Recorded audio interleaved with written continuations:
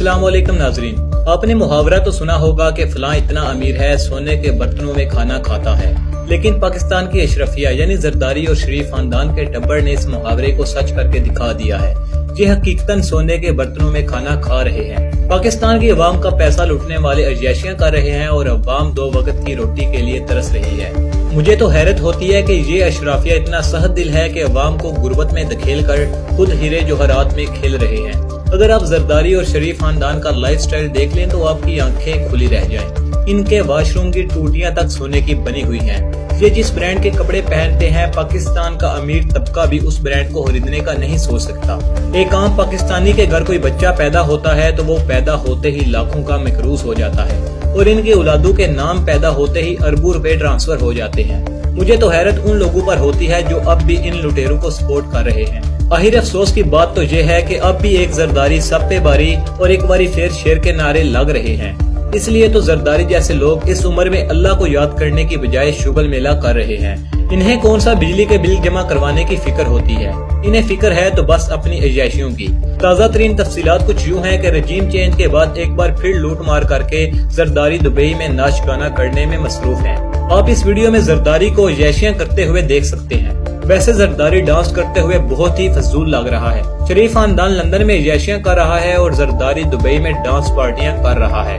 अवाम महंगाई से मर रही है, क्लबों की टिकटें ब्लैक करने वाला डांस कर रहा है। नून लीग ने जरदारी साहब को पापा बनाया हुआ है, तो ये भी याद रखना कि जरदारी साहब ने अपनी जमात का पंजाब और केपी में कामयाबी के साथ सफाया करवा दिया था। शहबाज शरीफ तो उन्हें ना घसीट सका, मगर शहबाज को वो घसीट कर सियासी मौत मार रहा है। जरदारी की सियासत बारी 2 खानदानों पर पड़ी है। एक शरीफ खानदान जो कि मुसलसल तू कमाता जा रहा है और दूसरा चौधरी खानदान जिसको 2 हिस्सों में तकसीम करके 2 टुकड़े कर दिए हैं।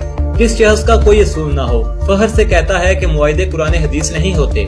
जिस शख्स का कहना है कि हर शख्स की एक कीमत है, बस फन सही कीमत लगाना है, और जिसने सिनेमा टिकट ब्लैक करके एक सियासत में कदम रखा हो, उस शख्स से मुकाबला उस शख्स जैसा ही कर सकता है। जरदारी ने कंपनी से अपनी मुकम्मल वफादारी साबित कर दी है।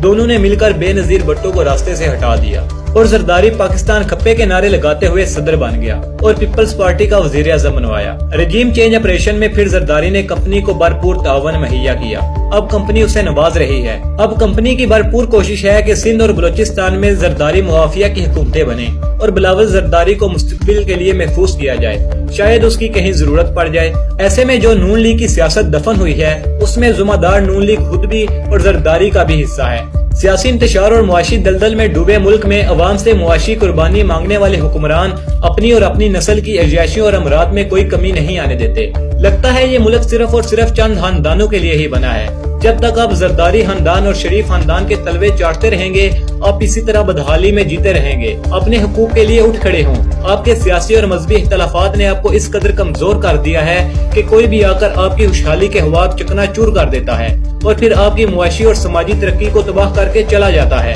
लेकिन आप फिर भी खामोश रहते हैं क्योंकि आप मुतहिद नहीं। हमें रोज बताया जाता है कि मुल्क कमजोर मुआशी हालात का शिकार है। चलो मान लेते हैं, लेकिन क्या तुमने अपनी अय्याशियां खत्म कर दी हैं? वहाँ तो कोई मुआशी बदहाली नजर नहीं आ रही।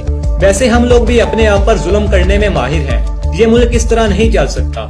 ये आप लोगों पर मुनहिसर है कि आप लड़कर मरना चाहते हैं या सिसक कर मरना है। अगर आप आज अपने लिए खड़े नहीं हुए तो फिर कभी सर नहीं उठा सकेंगे।